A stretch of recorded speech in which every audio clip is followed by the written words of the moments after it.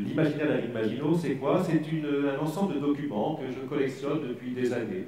Mon propos, c'est d'une certaine façon de considérer la Ligue Maginot non pas comme un élément de notre histoire, mais comme un élément de l'histoire de l'art. C'est-à-dire que j'ai l'envie de vous présenter des documents qu'on n'a jamais vus.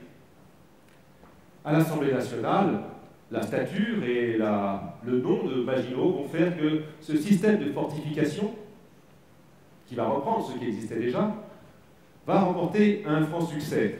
De façon un peu étonnante, il va y avoir un consensus.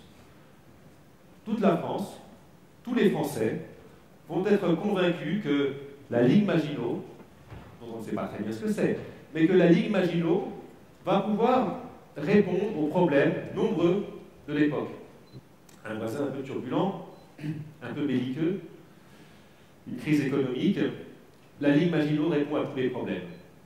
Et puis ce nom qui ressemble un petit peu à la magie, à l'image, on ne sait pas très bien. Mais alors qu'est-ce que c'est que cette Ligue Maginot dans la tête des gens? Comme le montrent ces documents, je regarde un magazine de 1939, et là on nous propose une carte.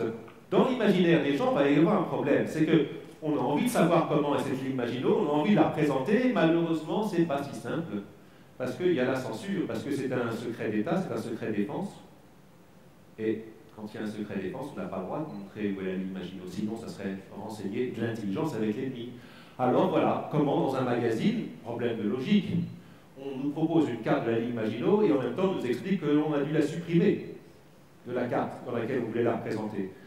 Imaginez qu'en 1939, mais dans les années 30 de façon générale, les Français soient unanimement convaincus des bienfaits de la Ligue Maginot, mais acceptent en même temps des représentations aussi, des comportements aussi légers, j'ai envie de dire. Enfin, un homme de bon sens ne propose pas une carte de la Ligue Maginot s'il enlève le tracé de la Ligue Maginot. On enlève la carte.